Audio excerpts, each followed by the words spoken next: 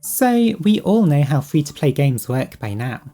At the start, they bombard you with gems and free stuff to try and get you into the game, and because you have so many of the different currencies, you start to feel like you can just spend them however you want.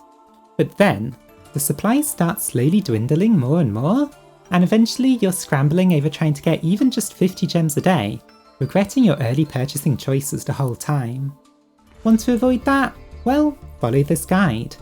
I'll be telling you how to best manage your free-to-play resources, so that you not only get a competitive deck ready in no time at all, but so that you're also set up for any future decks you might want to try. So the first thing you should do when you start the game is, predictably enough, go through the solo mode. Now, I've seen some people worrying about which starter deck they should pick because at one point you get a choice between 3 of them. The truth is, none of them are particularly good, and you do just get all the other ones later on anyway, so you really don't need to worry about this. So anyway, as you progress through story mode, you get quite a lot of good rewards, like quite a lot of gems. You also get quite a few good cards that should help you get started with your decks, like Monster Reborn, Raigeki, or Reinforcement of the Army. The reward that new players will be sleeping on the most though is the ultra rare points. Now I can't show you because I've already claimed them and the quest has gone away, but multiple times you can claim groups of 50 ultra rare points, which is basically 1 2/3 of any ultra rare of your choice, so it's really worth going through the solo mode just to get those ultra rare points. Once you have those, you'll want to save them for later because you'll want to be crafting staples with those.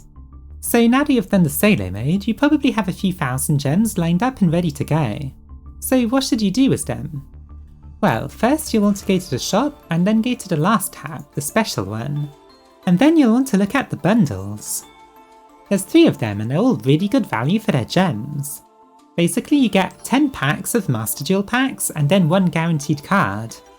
The 3 cards are Ash Blossom, Lightning Storm and Solemn Judgment, and those are all just staples that will be useful in a lot of decks, so no matter what deck you want, they're all pretty good.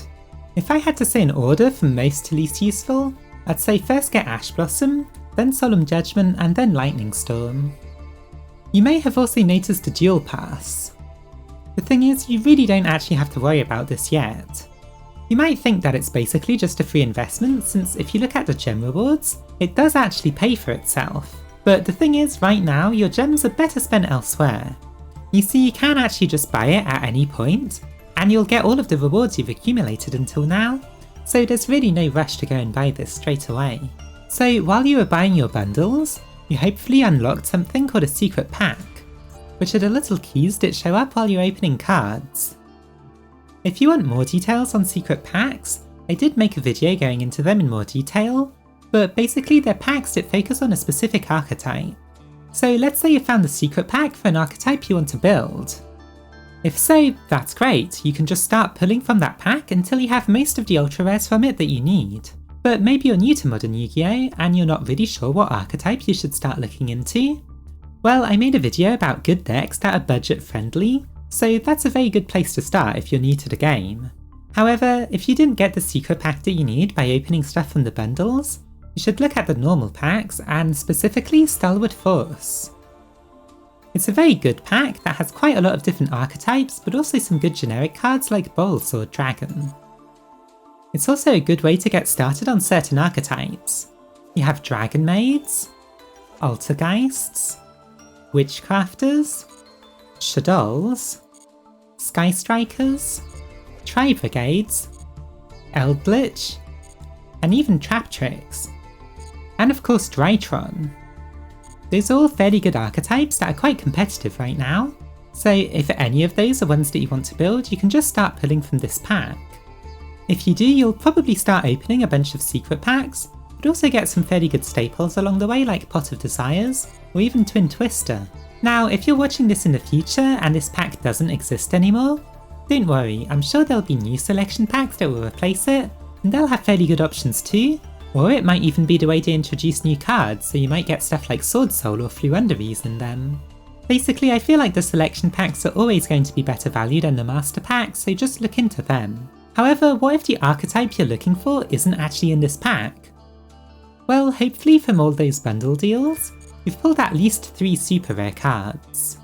What you'll want to do in that case then is craft an ultra rare or super rare from the archetype that you want, and it will open their pack. Have a look. First you get the card, and then a key shows up. Once you click that key, it will bring you to the secret pack that you need. If it's your first time unlocking this pack, you even get a free pull if you do that, so there is an advantage to crafting a card to get the pack that you want. If you don't actually have any copies of the card you want to craft yet, that's fine. You just need to type its name into the box, and then find it out of the list. If it's not showing you cards that you don't have, you might have clicked this button by accident, which will hide all the cards you don't own. So just click it again to make them show up. You can then put them in your deck, but you won't be able to play them until you then generate one. So basically, pull from a secret packs in groups of 10 packs until you have most of the ultra rares that you need. Once you have most of the ultra rares from that secret pack, there's probably a few staples that you'll need to fill out your deck. This is where you'll want to use the ultra rare points that you got from your quest and from story mode. Hopefully those will be enough, but if not, don't hesitate to disassemble any ultra rare cards that you might have pulled that you won't actually be using. You don't need to worry about keeping a playset of everything. However, if you're new to the game and you're not really sure what's good or not, feel free to ask someone or just look it up and see if people are actually playing that card or not. Generally speaking though, anything that's part of an archetype that doesn't interest you is fairly safe to disassemble. You get extra points for disassembling a card that's got extra foil, so keep that in mind. You get 15 points for a glossy card, and 30 whole points for a royal finish. So if you manage to pull one of those and you don't need it, you've essentially just gotten yourself an entire ultra rare or super rare card of your choice for free. Now I say that you should probably craft your staples because finding a good pack to pull them from is fairly rare. Lots of them only exist in a master pack, and you really don't want to be pulling from that. There are a few packs that do have a few staples though. For example, Guardians of the Sacred Sky has all the Solemn cards, and Emerging Monstrosity Recon has the Dangers and the Kaijus in it, so both of those secret packs are fairly good value for pulling from. Other tips for pulling cards is that you might as well pull in groups of 10 so that you do get at least one super rare in all of them, but also what they don't tell you straight away is that if you don't pull any ultra rares in a group of 10, you'll be guaranteed to pull one in the next pack of 10, as long as you pull from the same pack as last time. So try to avoid whimsically pulling from a random secret pack, because if you don't have an ultra rare, you'll feel like you'll need to spend another 1000 gems just to get the guaranteed ultra rare before the pack closes.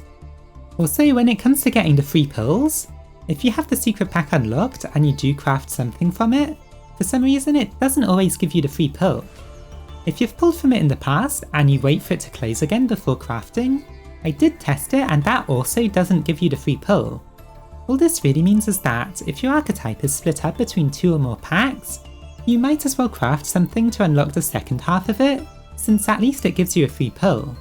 So now let's say that you have pretty much everything you need from a secret pack, except a few staples that aren't actually in any pack. What do you do at that point? Well, if you've turned all your unused ultra rare and super rare cards into points, and you still don't have enough, this is maybe when you should consider buying the battle pass. If you've leveled it up a bit already, you'll get a bunch of points at once, so that will hopefully let you finish the deck. But if not, well, pulling from the master pack is basically never a good idea, so instead you should start to think about your secondary deck. Try to go for something with a playstyle that complements your main deck. For example, I play Altergeist, which is a control deck, so while I was pulling for ultra rares, I started building Karakuri, which is a fun combo deck. You really should just go for something you think you'll enjoy though, even if it's less competitive than your main deck. The point of this is so that while you're trying to get some spare ultra rares to turn into points, you're also building up another deck instead of just throwing them into the huge pool of cards that is the master pack. Eventually you'll have enough spares to finish your main competitive deck, and then it's up to you whether or not you want to focus on finishing your secondary deck, or just let that happen naturally over time as your spare resources. So following this guide, you should be able to build a competitive deck pretty easily, and be well on your way to a secondary deck while you search for the staples. Of course, luck is going to be a factor with any game like this, so all I can do besides this video is wish you the best of luck. If this video helped you out at all, remember to give it a like, and subscribe to the channel for more Master Duels content. Feel free to suggest things you'd like to see in the future, For example, an analysis on the ban list or more deck profiles. Anyway, thanks for watching!